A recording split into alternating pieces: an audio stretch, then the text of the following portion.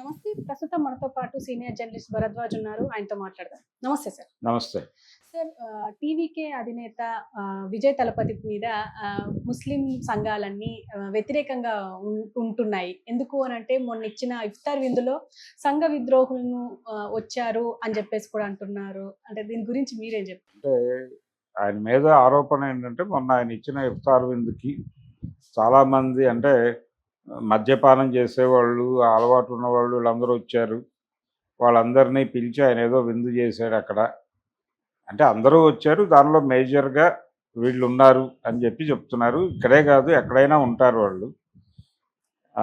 తర్వాత వీళ్ళ ఆరోపణ ఏంటంటే ఆయన సినిమాల్లో చాలా సినిమాలలో ముస్లిమ్స్‌ని విలన్లుగా చూపించినటువంటి సందర్భాలు కూడా ఉన్నాయి. ఈ మధ్య వచ్చినటువంటి బీస్ట్ అనే సినిమాలో అది ఇస్లామిక్ ఉగ్రవాదం నేపథ్యంలో నడిచే కథ. ముస్లింలు ఉగ్రవాదులు అని చెప్పే పద్ధతిలో ఆ సినిమా నడుస్తుంది.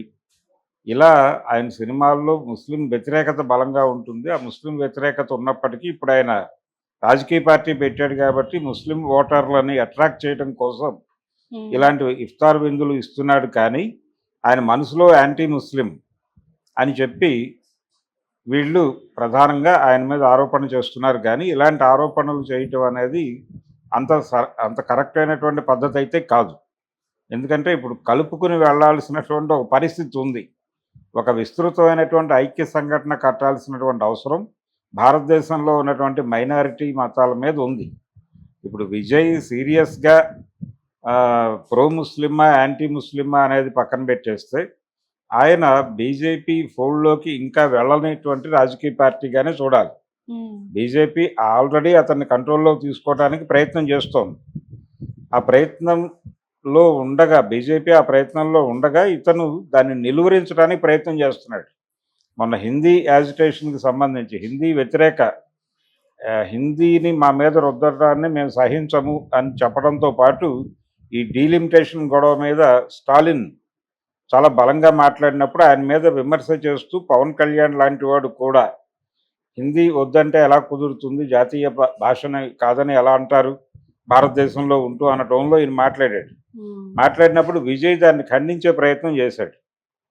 పవన్ కళ్యాణ్ గారు మీరు అలా మాట్లాడొద్దు, మేము హిందీని కాదంటం లేదు, రుద్దటాన్ని తప్పంటున్నాం తప్ప మమ్మల్ని మీరు ఇంకోలా ప్రొజెక్ట్ చేసే ప్రయత్నం చేయకండి అన్నాడు అతను స్పష్టంగా.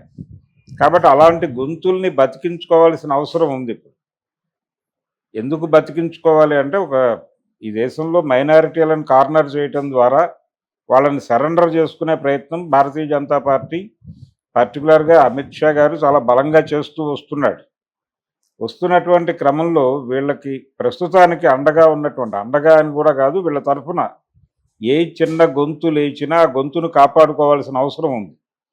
విజయ్ ఇదే స్టాండ్ మీద చివరి వరకు ఉంటాడా అనేది కూడా డౌటే. ఎన్నికల ముందు అతను బీజేపీ కంట్రోల్లోకి వెళ్ళిపోతాడేమో అనే భయం కూడా ఉంది.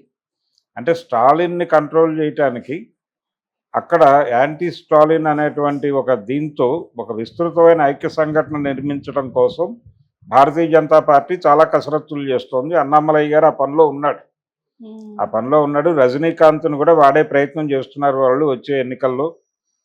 అవతల డిఎంకే కమల్ హాసన్ని వాడే ప్రయత్నం చేస్తోంది. వీళ్ళు కౌంటర్గా రజనీకాంత్ని దింపబోతున్నారు. వాళ్ళు కమల్ హాసన్, ప్రకాష్ రాజ్ లాంటి వాళ్ళతో కథ నడపాలని చూస్తోంది డిఎంకే వ్యూహాన్ని రజనీకాంత్తోనూ ఇతర శక్తులతోనూ ఎదుర్కోవాలని వీళ్ళు ప్రయత్నం చేస్తున్నారు. కానీ ఈ బలం సరిపోదు, దీనికి విజయ్ కూడా యాడ్ అయితే బాగుంటుంది అనే వీళ్ళు అనుకుంటున్నారు. డిఎంకే అనుకుంటోంది, అలాగే విజయ్ మనతో చేరితే బాగుంటుందని వాళ్ళు అనుకుంటున్నారు. బీజేపీ కూడా అనుకుంటోంది. అలాగే ఏడీఎంకే ముక్కలన్నింటినీ కలిపి తన వెనకాల నిలబెట్టుకునే ప్రయత్నం కూడా బీజేపీ చేస్తోంది.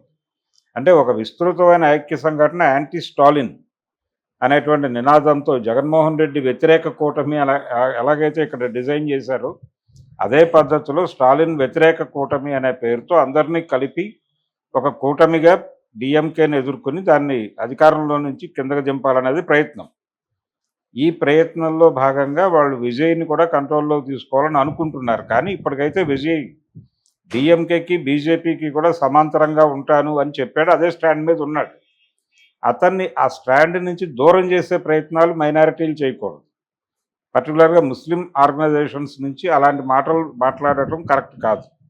నా డౌట్ ఏంటంటే మేబీ అతన్ని కార్నర్ చేస్తూ ఇలాంటి ప్రకటనలు ఇప్పిస్తే అతనిలో ఒక మనోభావాలు గాయపడి ఇమ్మీడియట్గా స్టాండ్ మార్చేసి బీజేపీకి వచ్చేస్తాడేమో, బీజేపీ వైపుకు జరుగుతాడేమో అనే ఉద్దేశంతో వాళ్ళే స్ట్రాటజిక్గా ఈ ప్రకటనలు ఇప్పిస్తున్నారేమో అనేది కూడా ఒక సందేహం ఉంది.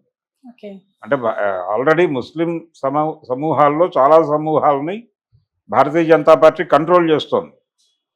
ఓవైసీ గారి బిడ్డలిద్దరూ అంటే అక్బరుద్దీను, అసదుద్దీను వీళ్ళిద్దరినీ కూడా వాళ్ళు కంట్రోల్ చేస్తున్నారు. అలాగే మొన్న ఢిల్లీ ఎన్నికల్లో అసదుద్దీన్తో వాళ్ళు వీళ్ళ మజ్లిస్ పార్టీని బాగానే వాడారు అక్కడ, కాంగ్రెస్ పార్టీని దెబ్బ కొట్టడంలో. అంటే ముస్లిం ఓటర్ల పాపులేషన్ బలంగా ఉన్నటువంటి ఏరియాల్లో వీళ్ళని వాడి న్యూట్రలైజ్ చేయగలిగారు. అలా ముస్లిం ఆర్గనైజేషన్స్ని కూడా తన కంట్రోల్లోకి తీసుకుని నడిపిస్తున్న చరిత్ర చూసాం మనం. ఇందులో భాగంగానే ఇప్పుడు విజయ్ మీద ఒక 2-3 ఇలాంటి దాడులు జరిపించేస్తే అతను ఇంకొద్దు మనకి వీళ్ళతో గొడవ అని చెప్పి స్ట్రైట్గా వచ్చేసి భారతీయ జనతా పార్టీ తలుపు కొట్టి నేను కూడా మీ కంపెనీలో చేరిపోతాను అంటాడని వీళ్ళ ఉద్దేశం. అందులో భాగంగా ఈ ప్రకటనలన్నీ వాళ్ళు ఇప్పిస్తున్నారేమో అనే సందేహం కూడా ఉంది. కానీ ఒకవేళ వాళ్ళు అయినా కాకపోయినా ఇప్పుడు మైనారిటీల నుంచి వాళ్ళకి అనుకూలంగా భారతీయ జనతా పార్టీకి వ్యతిరేకంగా నిలబడిన వాళ్ళని కలుపుకుని వెళ్లాల్సిన అవసరం ఉంది. ఈ టైంలో విజయ్ లాంటి వాడిని దూరం చేసుకోవటమో లేకపోతే అతన్ని కార్నర్ చేయటమో, అతన్ని వ్యతిరేకిస్తూ మాట్లాడటమో, ప్రకటనలు ఇవ్వటమో డెఫినెట్గా తప్పే. ఒకవేళ అది వీళ్ళ ప్రమేయం లేకుండా గనక ఆ ముస్లిం ఆర్గనైజేషన్ చేసుంటే అది తప్పు, అది రెక్టిఫై చేసుకోవాలి. లేదు అంటే కనుక అది సీరియస్గా వీళ్ళే ఇప్పించిన ప్రకటనగా విజయ్ అనే అర్థం చేసుకోవాలి. అంటే మైనారిటీ ఆర్గనైజేషన్స్ నుంచి ఇలాంటి ప్రకటనలు ఇప్పిస్తున్నారు వాళ్ళు. అది కూడా వాళ్ళ ప్రోగ్రాంలో భాగంగానే జరుగుతోంది. దీనిలో కాన్స్పిరసీ ఉందా లేదా అనేది కొంచెం పరిశోధించి తేల్చుకోవాల్సినటువంటి అవసరం ఉంది. అది తేలిన తర్వాతే దీని మీద రియాక్ట్ కావాలి విజయ్. అలా కాకుండా గబగబా తొందరపడి తను ఏదన్నా రియాక్ట్ అయితే అది కూడా యాడ్వర్స్గా తయారవుతుంది. ఇప్పుడు ఎవరు ఏది మాట్లాడినా తనకు అనుకూలంగా మలుచుకోవడానికి భారతీయ జనతా పార్టీ చాలా కృషి చేస్తోంది. అందుకని